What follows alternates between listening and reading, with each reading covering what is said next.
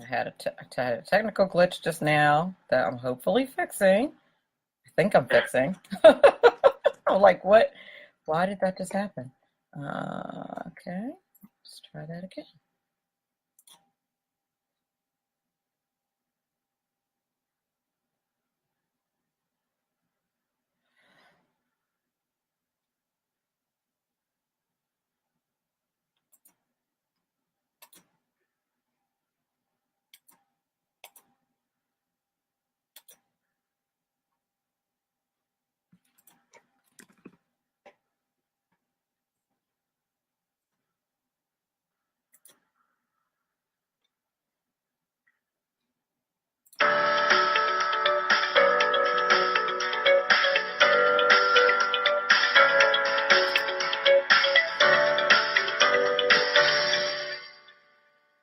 Good evening and welcome to another edition of Money Talk with Melanie. I am your business diva, Melanie Collette, broadcasting live via SHR Media and streaming live here on Facey from the lovely and beautiful Cape May, New Jersey. I hope everyone is doing well. So many people already in the Facey chat. Hello, hello, hello, hello.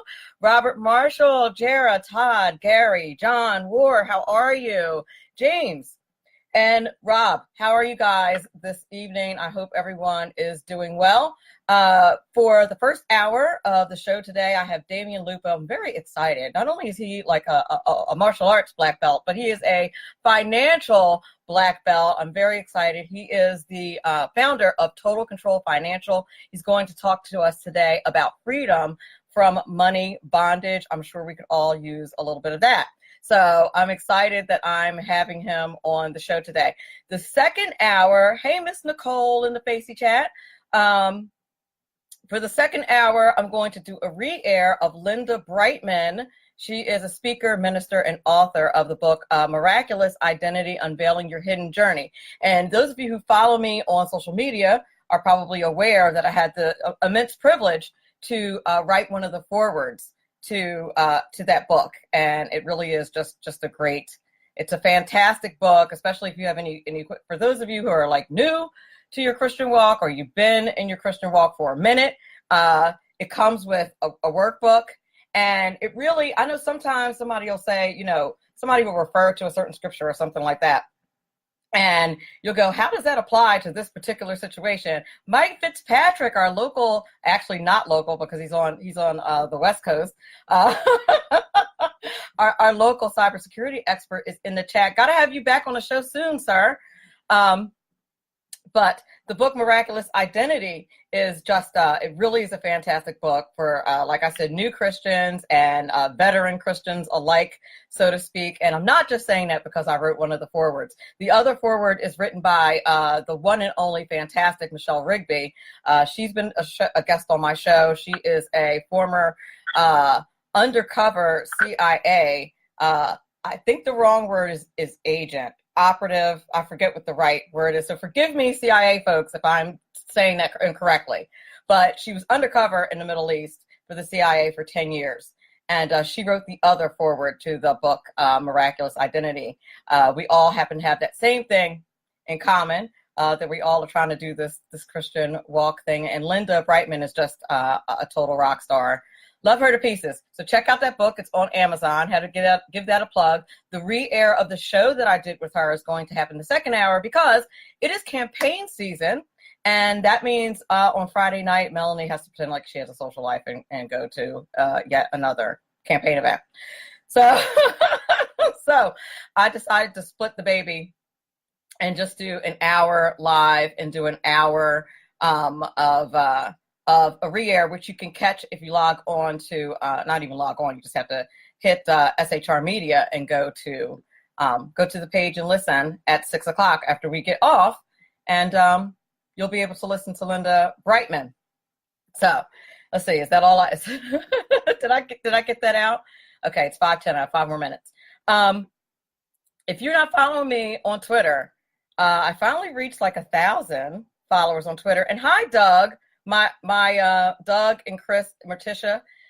Doug is Doug. For those of you who follow me on social media, such as Twitter, at NJGOP Diva, at NJGOP Diva is my personal Twitter handle. If you'd like to follow my political musings and see all the hate that you get for being brown and conservative, or if you want to follow the show, it is at Money Talk Mel. You can follow the show. I post financial articles and all kinds of good stuff there. Archived shows that you may have missed also get posted at Money Talk Mel via Twitter. It also gets posted on the Facebook page if you'd like to follow me there, which is at Money Talk with Melanie on Facebook, and it's featured on SHR Media. Okay, I got all that out. I think that's it. Oh, there is one more thing. Wait, Money Talk with Melanie is being featured at a conference in Manhattan. That's where I'm going to be tomorrow morning. There's apparently a conference for a national publicity summit for people who have radio shows that are also podcasts. And so, yes, Tom Rotundi is in the house. Hello, Tom Rotundi. One of my good friends, Tom Rotundi. And if you have not donated to Hand to Hand Mission to Haiti, I know my audience is like, how many things are you going to plug? This is important stuff, people.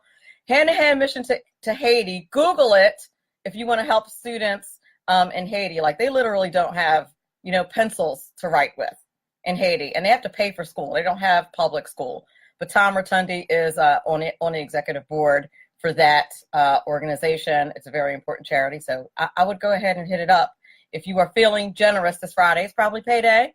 Probably got a couple extra bucks to help out a kid who wants to learn in Haiti. Okay. So I got that out. The conference. Cool. Yes, the conference. That's what I was talking about. The conference is the National Publicity Summit. It is taking place at the Hotel Pennsylvania in New York City tomorrow.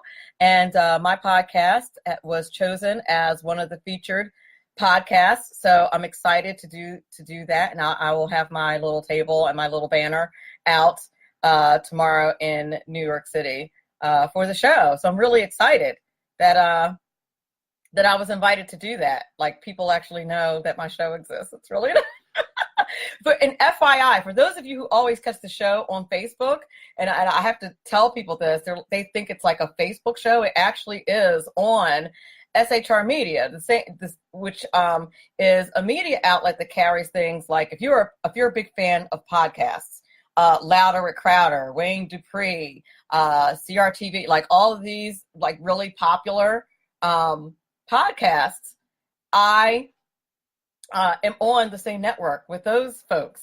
So that it's a network of podcasts, which is really like one of the hottest ways that people get information nowadays. And so tomorrow there is a summit. The summit actually has gone for the last 3 days, and they let you pick which day you wanted to. Thanks, Mike Fitzpatrick. And they let you pick what day you wanted to be featured. And I figured that Saturday was going to be the biggest day, so I picked Saturday. So I'm going to be doing that. I'm going to be doing that tomorrow in New York City. So I'm excited about that. So hopefully that means Money Talk with Melanie may get syndicated in a couple more places. You never know. Finally, if you are interested in getting some personal consultation from the business diva herself, you have questions about life insurance, retirement, college funding for your kids, email me at moneytalkwithmelanie@gmail.com for a free consultation. It's 30 minutes. I'll answer any questions that you have. If you want, I'll get all in your personal business and see if the plans that you have for your financial future are on track or not, and what you need to do to get there. So send me an email. You can also message me on any of my social media. I am everywhere. LinkedIn, Facebook, Twitter. Message me wherever you want. I will pick it up if you would like to do that.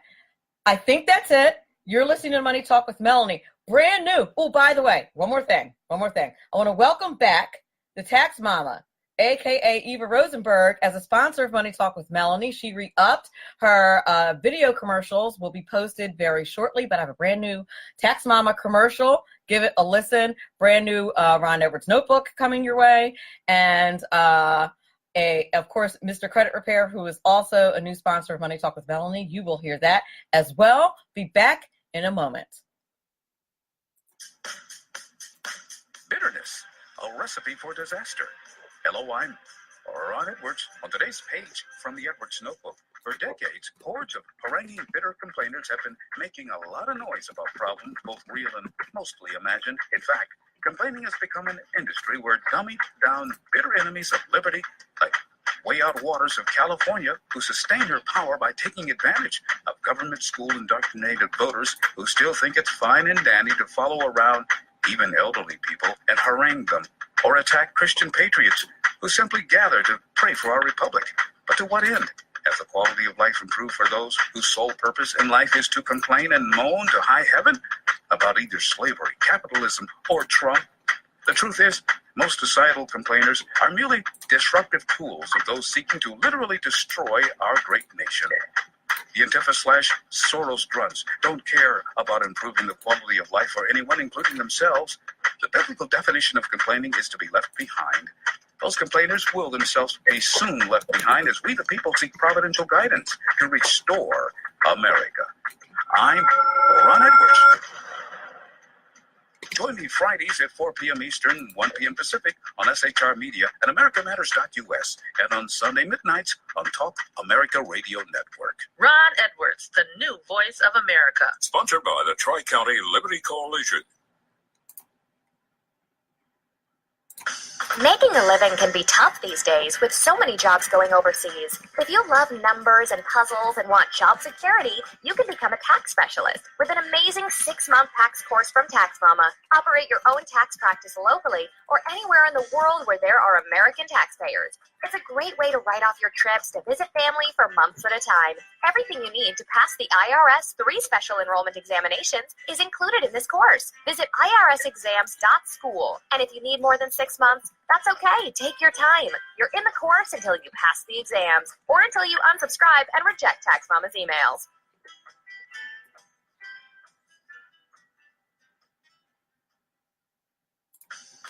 Right now, you can get the credit you deserve. Just visit MrCreditRepair.biz. Let their expert credit repair specialist remove late payments, charge-offs, collections, even old bankruptcies fast and easy. That's MrCreditRepair.biz. Why go anyplace else? Increase your credit score today. At Mr. Credit, you always get a quality service, all at our everyday discounted price. Stop getting turned down for cars, credit cards, or even new homes. Visit MrCreditRepair.biz today. That's MrCreditRepair.biz. Your credit repair is our #1 priority.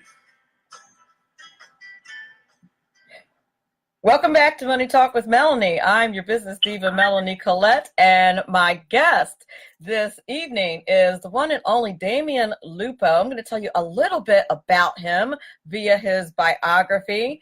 It says for the last quarter century on his bio, but he does not look like that is at all possible.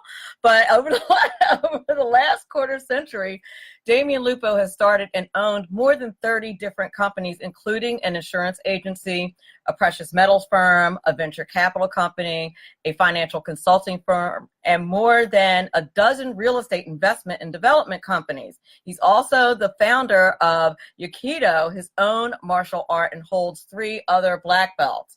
Do not mess with Damion is the message there. He's a 5-time author and sought after financial consultant for accredited investors and business owners.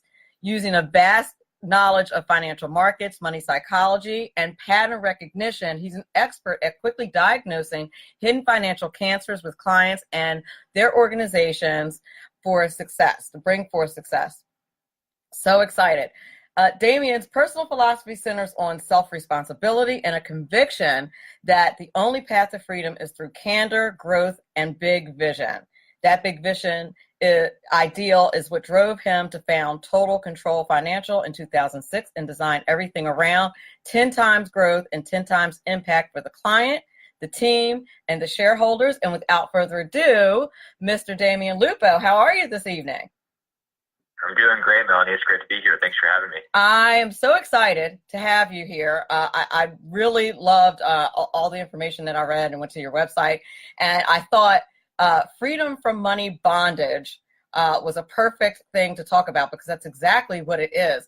Before we move on to questions and whatnot, is there anything that wasn't in your bio that you'd like the audience to know before we move on? Anything that I missed? I think you covered it. I think we should just dive into the questions and really explore this whole money bondage thing. I think this is a hot topic, and I think unfortunately, the majority of the population is stuck with self-imposed handcuffs around themselves and their lives, and it has to do with money and the way they think about it and what they're doing. Indeed. And, I appreciated how your philosophy is based on candor, growth, and big vision. I thought that was, those are very important keys. And why did you use those three particular words when it comes to finances? Well, let's start with candor. I mean, this is something that Jack Welch used to run. He talks about it that's missing in business. I would say this is missing in our own lives, where we're not willing to be honest about what's really true. Meaning, we don't want to talk about what's really going on with our numbers, our money. We have these ideas around what we think is going on, but if I were to look at, or you were to look at somebody's bank statements, they don't really want to show it to us because it tells the truth. And so candor, the first thing we have to do is be honest with ourselves and stop telling lies to ourselves. And I mean, if we don't start there, we're basically screwed. So candor is the primary. And then growth, there's really a question of whether we're going to be growing or whether we're going to be dying. There is no, hey, once I get to X, then I'm good. Because that's not how things work. You're either growing or dying. You're expanding or contracting. And then ultimately, there's a self-responsibility focus in money that when you think about how you talk and what you say, you have to ask yourself: Are you victimizing your life? Are you blaming? Are you justifying? Or are you owning it? And when we shift into self-responsibility, we can actually change things. If we're justifying or blaming or being a victim, we have no chance of changing anything. That is so very true. And, I'm sure you heard my offer earlier to give people like a financial checkup and answer any questions that they might have. And, I can tell you, as somebody who does this on a regular basis, that, and I'm sure you're aware of this as well, that people tend to be, like you said, in denial about what their situation is. And until you actually sit down and do the numbers, look at the numbers. Like a lot of people have these estimates in their heads without actually looking at the numbers and seeing like what their projections is. I find people who have pensions and things like this in particular to be in this situation because they don't calculate how much money they're going to actually need and plan for that. Yeah, the plan I think most people have, Melanie, is that they're planning based on hope. And if you're smoking a bunch of hopium, you're toast. Like that is not a strategy that's going to work. You got to take this bull by the horns and get real about it. Get real about the numbers. Get real about what your true intentions are. It's easier to tell ourselves a story and then just kind of hope for the best. The truth is that's going to set us up for a place where we're going to be in a lot of fear and a lot of anxiety as we get older when our options are a lot less than they are today. So now is the time to tell the truth. And the truth, I love about the numbers and the candor around that is that numbers don't lie. But we will lie to ourselves all day long to make ourselves feel better. And it's like the idea that we're going to have less needs financially when we retire. So let's plan based on that. That is the dumbest thing I've ever heard. Why would you plan to be broke when you're retired? I mean, that's what we're taught to think. And I think that we should all be thinking about abundance and not scarcity, but a bigger future than today, a more interesting, a time when we're actually exploring, not a time where we're sitting there waiting to die. And I think that's what the system has taught us, and I think we have to break that. Indeed. I tend to agree with you where that's concerned. And you'd be surprised, even in, when it comes to retirement, definitely. But when I sit down with clients and I show them, okay, this is what your projection was. Like they'll say, oh, the house will be paid off by then, and I think we can live off of 50% of what our income is now. And I'll show them, okay, well, this is what 50% of your income looks like. Now let's also talk about inflation. Let's also talk about and that this has been the trajectory for years. Let's talk about what happens in the event that someone dies, what the numbers would look like without that income. And they a lot of people, but it's uncomfortable. It's like working out, right? Like no one likes the reality of the fact that I can't eat cake and ice cream every day, and I gotta work out if I don't want to be fat. Like that. It's a reality. Your finances, I feel like, are the same way. Like there are some realities that we have to face that a lot of people are not really willing to face, not with the proper candor.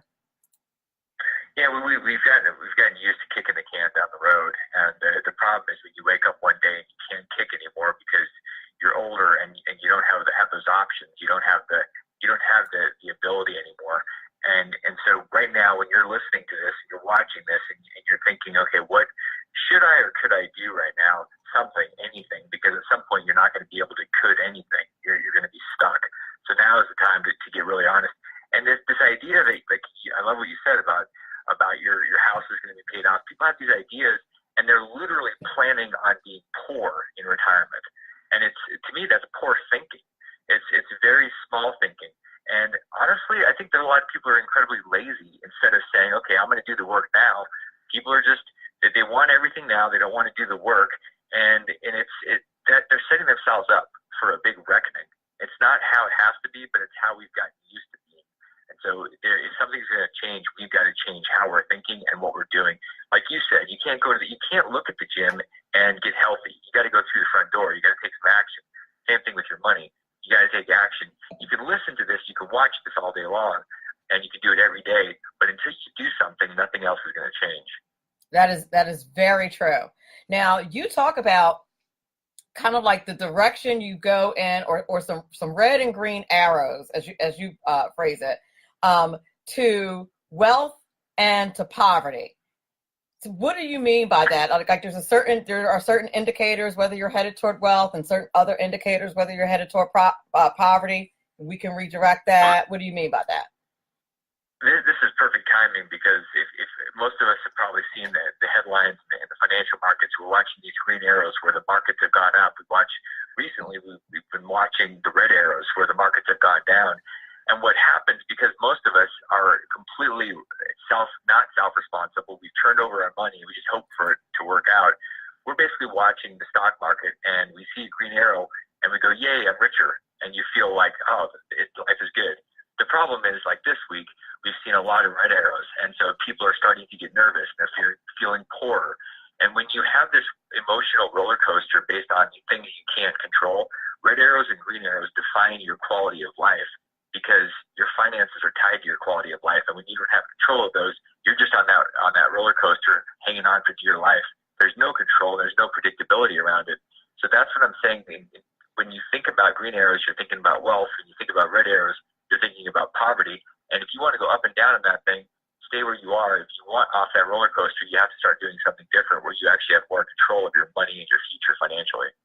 That makes sense. And that means you're going to have to be deliberate, like proactive.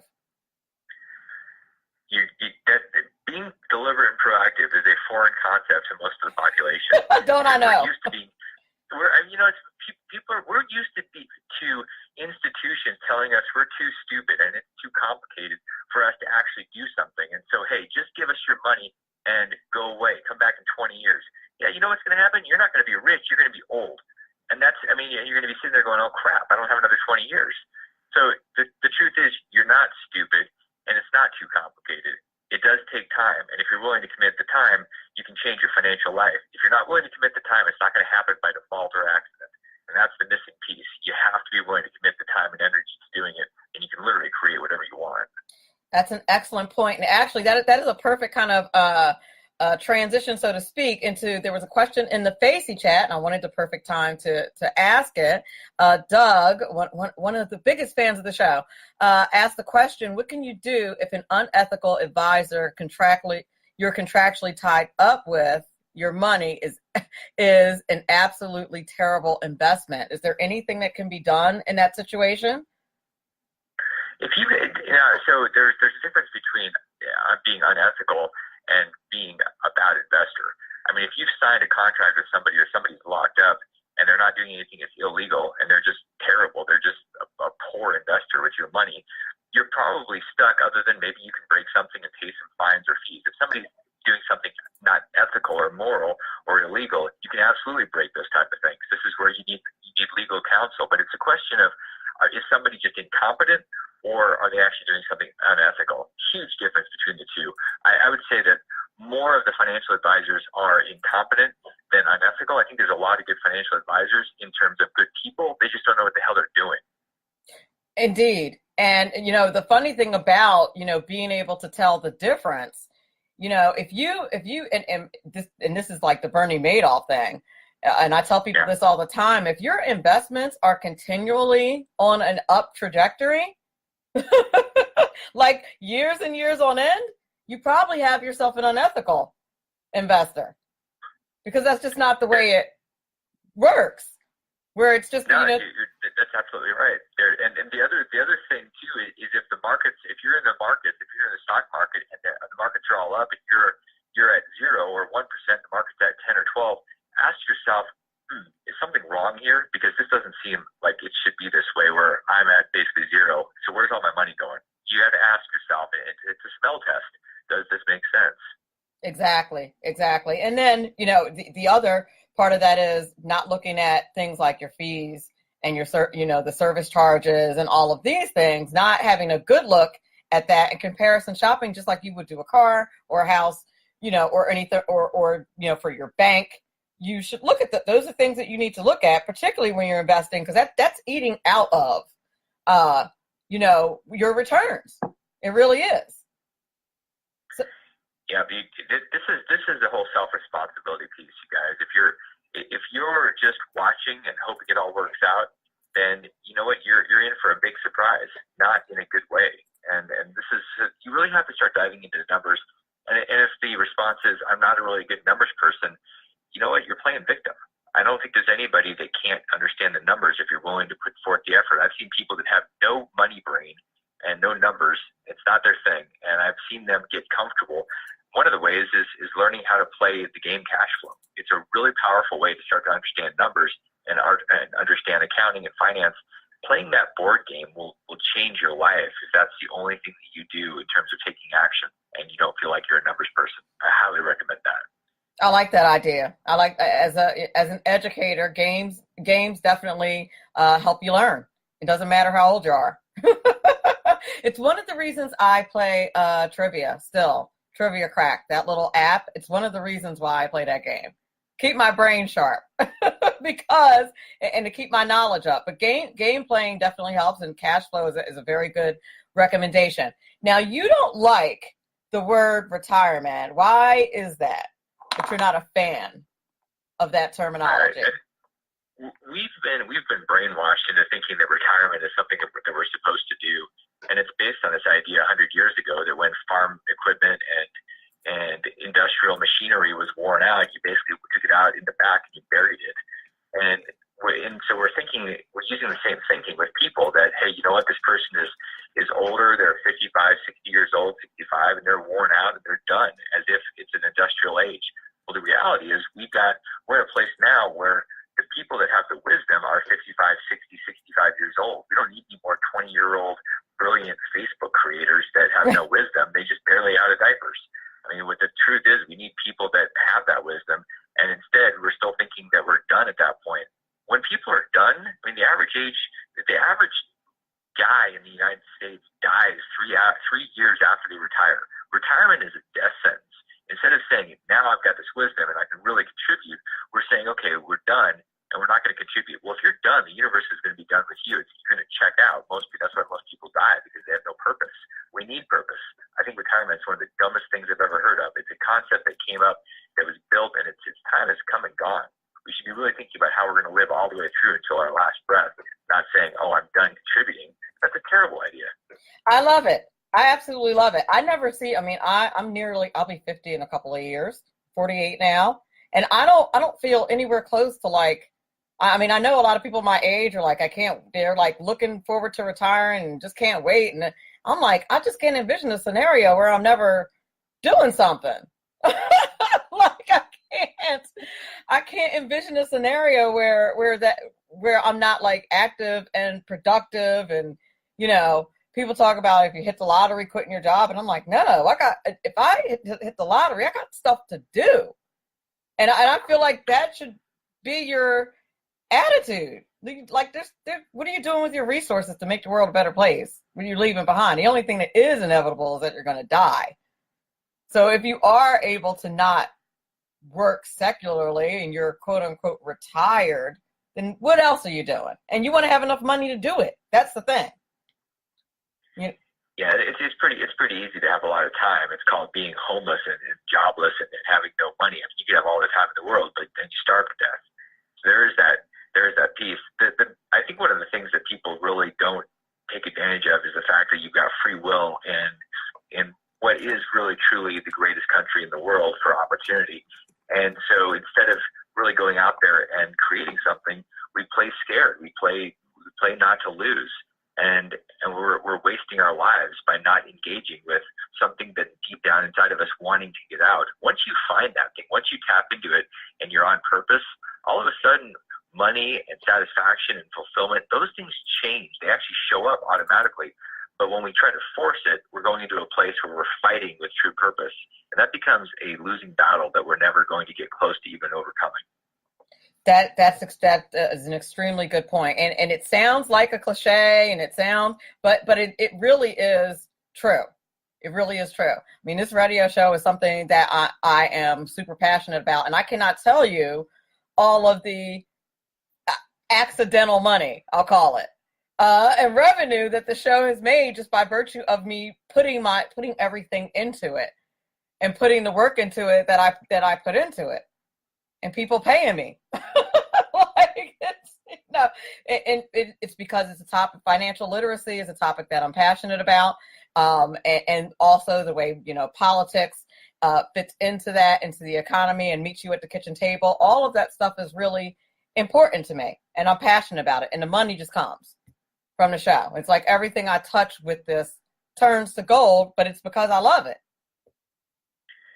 And you know what? The reality is all that money started coming in 4 hours after you started, except not at all. It took a while. It takes time. And that's the thing you guys have to understand. If you're willing to commit the time, then it's almost like magic. It's like divine providence. It shows up. But it's a commitment. I mean, there is providence with a commitment. When you commit, you go all in like you have, then things start to happen. It's not woo.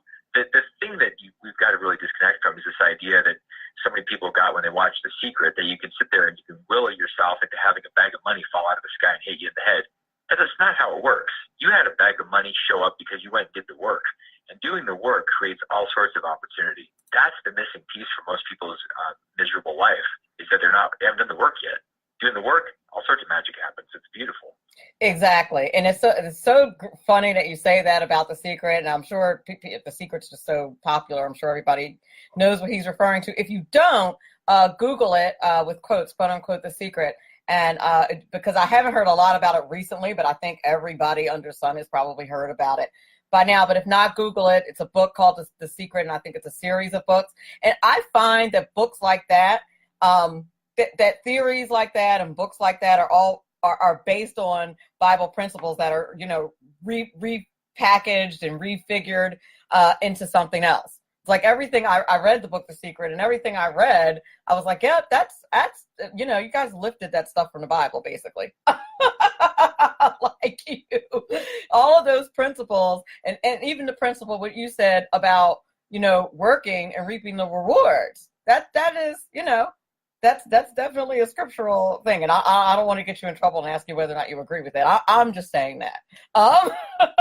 But you know, it's a God thing to me. And the thing is, whether you could say, oh, well, I'm an atheist, but it doesn't matter. Those universal laws will work, and that's why The Secret, quote unquote, works, because you're applying universal laws. So, Exactly. Here's a way to look at this. I have friends that I laugh at them and I shake my head, and I think you're literally losing your mind, because they'll look at a fireplace and they'll say, all right, you know what, as soon as you start giving me some heat, I'll put some wood in you. That's how we're thinking about reaping and sowing. We're like, after I get the fruit, then I'm going to go do the work. No, you got to go over there and you got to hustle and pound it and bleed and sweat. And that's how you start. It's a seasonal thing. You don't get to harvest until you actually spend the time and you have the commitment to whatever it is you're doing. That is truly the missing piece. And unfortunately, there's no hack. As much as I love Tim Ferriss's books, there is not a 4-hour hack each week to making your life perfectly financially abundant. Like, you've got to hustle, and it takes time. It takes energy. It takes sweat. It takes falling down and stubbing your toes. And if you can't get over that, you're doomed. You've literally got to be willing to go through the process of growing, the process of learning. It's not an academic pursuit. It's a fundamentally physiological pursuit that you have to move through with your body, with your life. It's not something you're going to think your way into. that is absolutely true. And it takes discipline and resilience and, all of those things to keep going. I tell my students that about college. And, about some who are college bound, some who are trade school bound. I'm like, college is not so much about being smart. It's about the other stuff. I mean, it's about being, if you're going to, I have a girlfriend who's an engineer. Now, obviously, that was about being smart, but she's a chemical engineer. But for the most part, any big project, anything that's worth doing is about your resilience, your discipline, your ability to get back up and try again when you fail, because you're going to. Like, it's going to happen. And that's what, that's what those, that's what the degrees on the wall represent. Blood, sweat, and tears, not intelligence. I tell people that all the time. Your intelligence and how much you know has far less to do with your success in any of these areas than does your tenacity and your willingness to keep going. That's exactly right, and you hit on something that's important for everybody to really pay attention to. And I can say this from my actual experience 10 years ago of losing everything, and a lot of you guys have lost everything, and it doesn't matter whether the number's $2,000 or, in my case, it was 20 million. Lost everything, had to start over, and the biggest problem with that wasn't losing the money. I mean, it sucks, it's not fun. But the biggest problem was that because my self-worth and net worth were tied together, and because I thought making that mistake meant that I was the mistake, I was lost and I was in a dark place. The gift there was the mistake. It was the growth. It was the lessons that were baked inside of that thing. And we all get those all the time if we're willing to look at them like they are supposed to be looked at. When we stub our toes, it doesn't mean that we're a toe stubber. It means, okay, there was something we didn't see. So let's figure out how to see better. Let's do better. So the question is, are you looking at those quote-unquote failures as you or as an event? And unfortunately, we're taught to look at ourselves as a failure because of our system of education and our belief systems growing up. And then it just kind of continues on until we say, wait, that's actually an opportunity. Like in the real world, if you make 50% wrong, it means you made 50% right, which means you're a billionaire.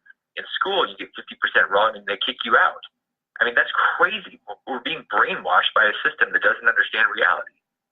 Well, the truer words have never been spoken. Trust me, it's my perpetual frustration being an educator. We're going to take a brief break, 2 minutes, and it's usually 5 minutes, but I wanted to keep going because this conversation was so good. So I'm going to take a 2-minute break for a couple of messages from our sponsors, and we will be back in 1 minute. In 2 minutes, my guest today is Damion Lupo, founder of Total Control Financial. We're discussing freedom from financial bondage. I want to give a quick shout out to John Campbell in the Facey chat. How are you? We'll be back in a couple of minutes.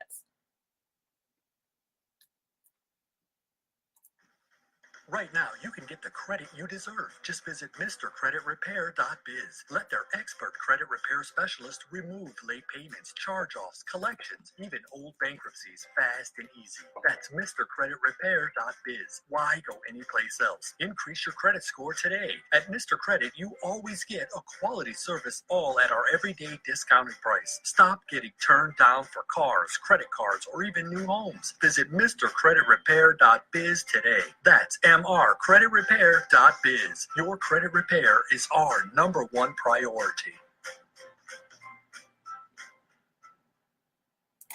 Making a living can be tough these days with so many jobs going overseas. If you love numbers and puzzles and want job security, you can become a tax specialist with an amazing 6-month tax course from Tax Mama. Operate your own tax practice locally or anywhere in the world where there are American taxpayers. It's a great way to write off your trips to visit family for months at a time. Everything you need to pass the IRS 3 special enrollment examinations is included in this course. Visit irsexams.school. And if you need more than 6 months, that's okay. Take your time. You're in the course until you pass the exams or until you unsubscribe and reject Tax Mama's emails.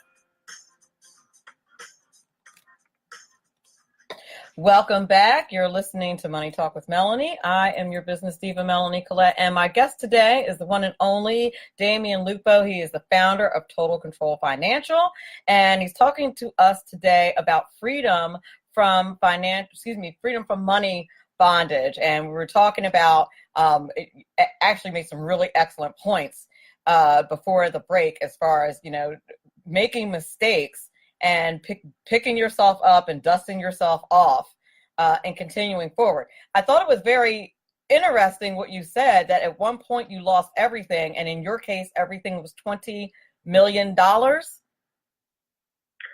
it's kind of a big number. I mean, it seems like a big number, but then, it's all relative, because 20,000 is just as much of everything to somebody that only has 20,000, and it's the same devastation. It just happened to be that I was playing a bigger game, and I have a friend that lost $100 million 10 years earlier. So it's, there's all sorts of different ways of losing everything. The question is, do you lose your identity in the process, or do you learn the lesson that the universe is giving you?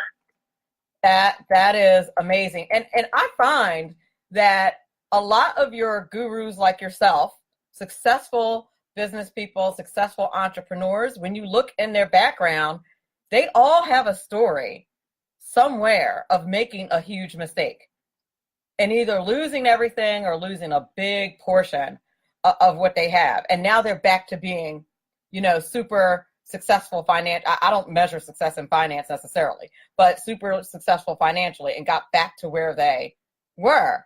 And it's just amazing to me. The thing that the way I look at this is that if somebody is claiming to be a guru and has never fallen on their face and isn't willing to talk about that, then it's probably inevitable, and you should be really careful about paying attention super close to the advice of somebody that's never actually been through, been to the dark side. I mean, where it's really painful. And I just think that there's wisdom you're going to get there that you're never going to get. We learn from the things that we screw up.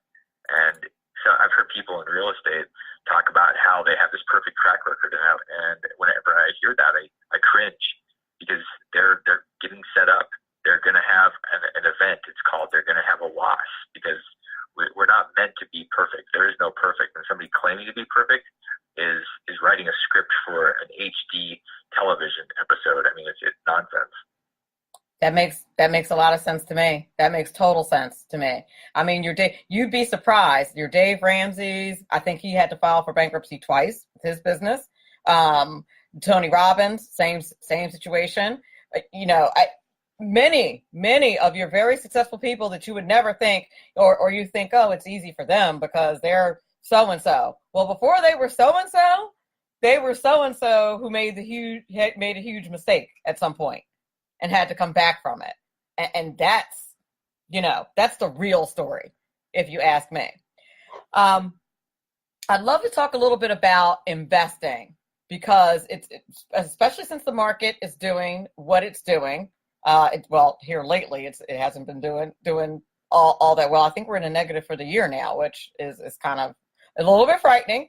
But I don't want to talk about it in terms of how the market is doing. I want to talk about it in terms of interest in investing, like investing in real estate, or whether or not you can invest in, the stock market, things you want to invest in, and whether or not it's just for companies, or can we do this as individuals? And if we want to venture into that, how would we do that?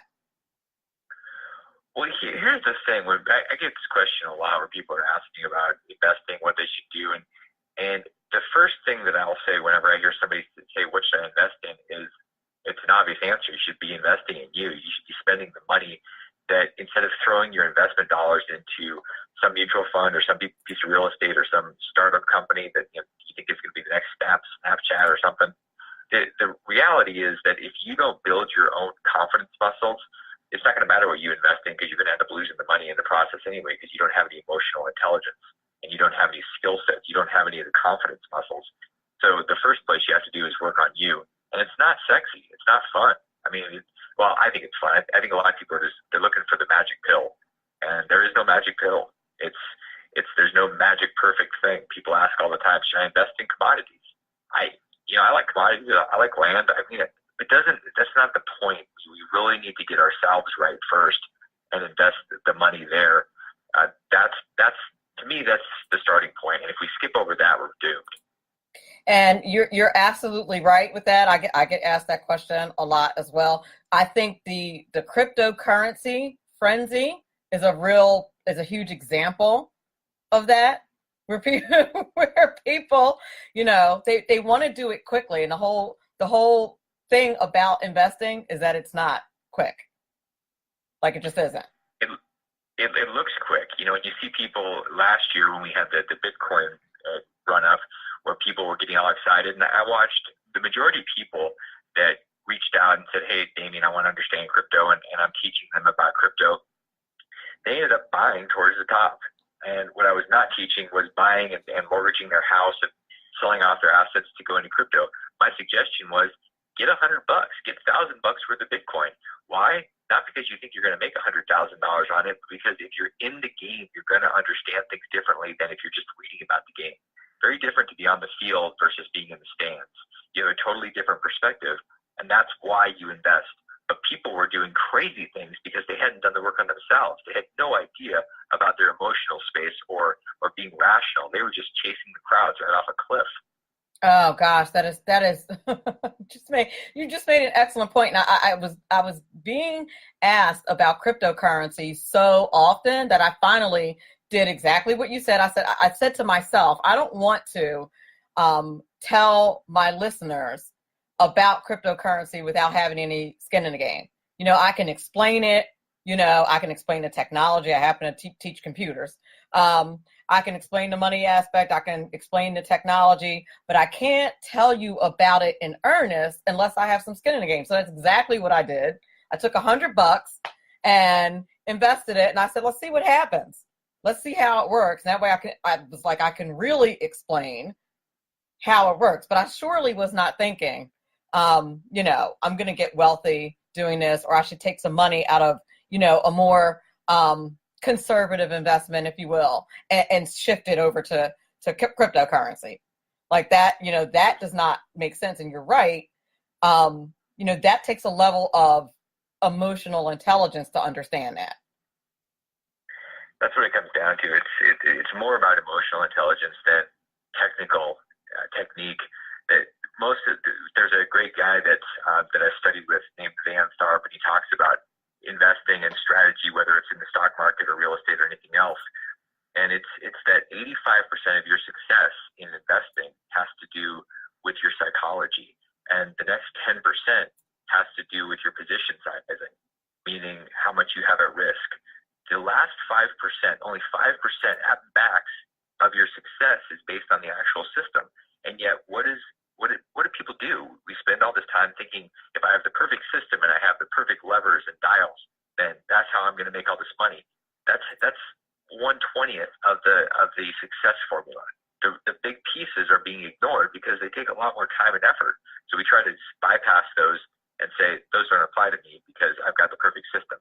No, it's just not. That's not true, because you're going to sabotage. Your emotions are going to trip you up eventually. That's why people that win the lottery get rid of the money, because they haven't dealt with their own psychology. They don't know what to do with it. They're still in a poverty mindset and consciousness. And when this money shows up, they basically have it and then they repel it. They get rid of it. It's because of who they are. They haven't rewired themselves to be able to accept and embrace it and become it. That is exactly true. I was talking to a friend of mine who's in the financial industry the other day. We were talking about the lottery, and we were talking about people taking a lump sum versus taking an annuity. And I was saying to him, I said, and he was agreeing. I said, the same financial principles apply whether you're talking about $10 or $10 million. Like the foundational financial principles are still in place. No matter how big the number is, you still want to use those same strategies. And, exactly right. Everybody always takes the lump sum, and I'm just like, what are you doing? What are you doing? But, that is financial insanity. But you're right. If you still have that same mindset, you would think the first thing you would do is go ahead to a community college and get yourself a little associate's degree in finance or something, so you know what you're doing with all that money. You know what I mean? You would think that you would educate yourself before you bought that first Louis Vuitton purse. I'm just, just a theory of mine. But whenever you're entering into a situation like that, where you don't know things. A lot of us are going to end up running into a situation at some point. I was working with a woman that came up to me at a seminar this last weekend, and she said, my husband died 2 months ago, and I inherited $500,000, and I'm not sure what to do with it. And so that was her lottery event. And I said, the first thing is don't tell anybody you have $500,000. True. Step 2 is don't do anything for a year. And she looked at me and she was anxious. She wanted to do something. And then she started telling me that her advisor had told her that she should buy a certain type of life insurance. And I said, really? And she said, yeah. And I paid 5 years in advance. And I said, this is the beginning of what happens. Everybody has a plan for your money. So this is why you can't go out there and think that you're going to know what to do if you haven't trained yourself and prepared. One of the exercises I do with people when I'm doing mentoring with them is we go through a process of asking how they would deal with an extra $2,000 and then $4,000 and then $8,000, and we double this until it's $500,000, then $1 million, then $2 million, then $10 million, and it gets your mind thinking about what would I actually do, and you start processing and prepping so that you're ready. Because if you're not ready, this lady is going to, her default is going to be maybe she'll end up with a small condo that's paid off, and that'll be it. And that's sad, but it's because she isn't ready for it. And most people aren't ready for wealth. They haven't prepped and spent the time building that muscle. That's what you've got to do, not just cross your fingers and hope. That's a bad strategy, and ultimately you're going to repel the wealth that shows up if it does. So very true. We're coming to the close of the show. I want to ask one more question real quick. What is your number one tip that you would give somebody to take control of their finances? What would be your number one tip? Get really clear on what you're doing with your money right now. And that means having somebody outside of your little circle of liars that's telling you what you want to hear, look at your stuff and tell you the truth. And if you want to change something, you got to get clear on what's really happening with your money. That's the only time you can actually change anything. Start there, and everything else will become obvious. But if you don't know where you are, how are you going to know what path to take? You don't even know where you're starting. That is exactly true. And that's the first thing I do with my clients is I do an assessment and an analysis. And I think like a lot of people don't believe me when I say like, I'm not going to try and sell you anything, because I really am not, because I'm ethical and I want to help people like not end up in bad situations. But a lot of people, when it comes back and they see the analysis, are like, oh my goodness, I had no idea. So a snapshot of what you're doing is just so important. Otherwise, how do you know if you're going in the right direction if you don't know where you are on the map? Exactly. So how can we get in touch with you if somebody wants to avail themselves of your services? How can they do that? Best place to reach me is DamionLupo.com, and come check out the work that I do and the books that I've written. I download a copy of the Reinvented Life workbook and get started on telling yourself the truth and taking control of your life. Excellent. I love it. Thank you so much for being on the show. You absolutely rock. Very informative. Thank you so much. Thanks. I appreciate it, Melanie. I appreciate it very much. I want to thank everybody in the Facey chat. Excellent questions, excellent conversation. All of you out there in SHR Media Land, thank you so much for listening. If you're listening to this as a podcast via iTunes or any of the other fabulous platforms that are available, thank you, thank you, thank you. Thank you, Tax Mama and Mr. Credit Repair, for being sponsors of the show. And there should be a new sponsor coming very shortly. I'm excited about about that as well. They should be here next week. Oh, thank you, Stacy Becker, for your compliment. I appreciate it. Remember, guys and gals, all of this is very important because after all, it's your money. Have a great weekend.